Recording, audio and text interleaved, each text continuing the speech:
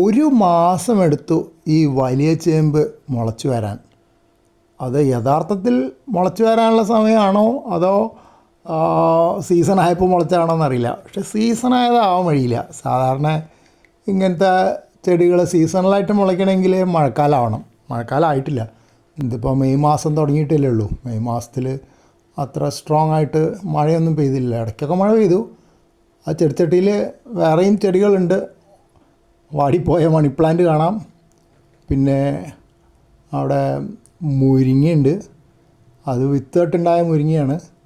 അതും അവിടെ കാണാം. അതൊക്കെ കൂട്ടിനായിട്ടുണ്ടാവും. വേറെ നിവൃത്തിയില്ല.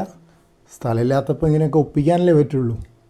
എങ്ങനെയെങ്കിലും ഇനി ഈ ചേമ്പിനെ ഞങ്ങൾ പറയാറ് കുളമ്പേമ്പെന്നാണ് പണ്ട് ചെറുപ്പത്തിൽ പറയാറ്. വലിയ ഇലകളാണ്. ഏകദേശം ആനച്ചെവിയുടെ സൈസോ അതിൽ കൂടുതലോ വലുപ്പമുള്ള ഇലകളാണ് ഉണ്ടാവാറ്. ചേമ്പും അതേപോലെ നല്ല വലുപ്പം ഉണ്ടാവാറുണ്ട്.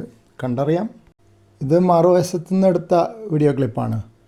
പിന്നെ ചപ്പ് ചവറൊക്കെ കൂട്ടിയിരിക്കുന്നത് മൾച്ചിങ് അഥവാ പൊതയിടലിൻ്റെ ഭാഗമായിട്ടാണ്. വേനൽക്കാലത്ത് പ്രത്യേകിച്ചും വെള്ളം നഷ്ടപ്പെടാതിരിക്കാൻ. ചെടിച്ചട്ടിയിലാകുമ്പോൾ ഒരു പ്രശ്നം എന്താണെന്ന് വെച്ചാൽ നമ്മൾ ഒഴിച്ചു കൊടുക്കുന്ന വെള്ളത്തിൻ്റെ അധികമുള്ളത് താഴെ ചെടിച്ചട്ടിയുടെ ദ്വാരങ്ങളിൽ കൂടെ മുറ്റത്തേക്ക് ഇറങ്ങിപ്പോവും.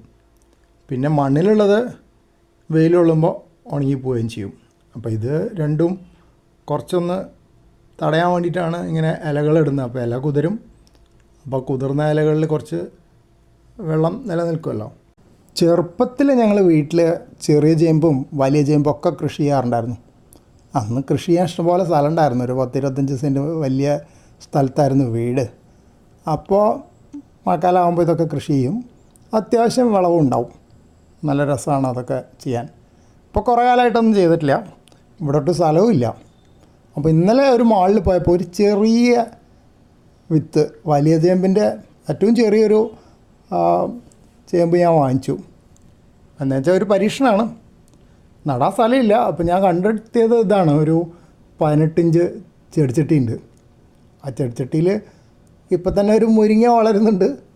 അത് കൂടാതെ ഞാൻ കഴിഞ്ഞ ദിവസം കുറച്ച് ചുവന്ന ജീരക തൈ നട്ടിട്ടുണ്ടായിരുന്നു. പക്ഷെ എന്തായാലും ഇതൊന്ന് അതിൽ നട്ടു നോക്കാമെന്ന് ഒന്ന് ശ്രമിക്കാം. ഒരു പരീക്ഷണം. തൽക്കാലം ചുവന്ന ജീരക തൈ അവിടെ നിന്ന് മാറ്റി. അതിൽ സ്ഥലം ഉണ്ടാവില്ല.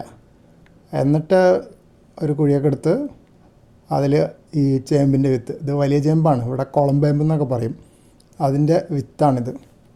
അപ്പോൾ അത് ഒന്ന് നട്ടു നോക്കാം. ആകെ ഒരു പ്രശ്നമേ ഉള്ളൂ. ഇവിടെ ഇടയ്ക്ക് എലി ശല്യം ഉണ്ടാവാറുണ്ട്. മുമ്പ് ഞാൻ വെജിറ്റബിൾ വേസ്റ്റ് ചെടിയുടെ ഇടയ്ക്ക് കുഴിച്ചിടാറുണ്ടായിരുന്നു. അപ്പോൾ എന്ത് പറ്റിയെന്ന് വെച്ചാൽ എലി ചെടിയുടെ കടയടക്കം വലിയ വെണ്ടയൊക്കെ ഉണ്ടായിരുന്നു, അതിൻ്റെ കടയടക്കം മാന്തിയിട്ടു. കുറേ മണ്ണ് മുഴുവൻ മുറ്റത്തുമാക്കി. അതേ പിന്നെ വെജിറ്റബിൾ വേസ്റ്റ് ചെടിക്ക് വളമായിടുന്നത് നിർത്തേണ്ടി വന്നു.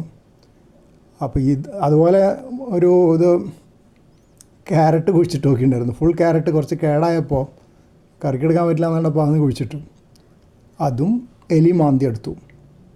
അപ്പോൾ ഇനി എൻ്റെ ഒരു പേടി എന്താണെന്ന് വെച്ചാൽ ചേമ്പും എലിക്ക് താല്പര്യമുള്ള സാധനമാണല്ലോ. അപ്പോൾ എലി വന്ന് മാന്തി ഇനി മുരിങ്ങ അടക്കം പറിച്ചിടുമോയെന്ന് അറിയില്ല. എന്തായാലും നോക്കാം, ഒന്ന് പരീക്ഷിക്കാമെന്ന് വിചാരിച്ചു. ഉണ്ടാവുമെന്ന് അറിയാമല്ലോ.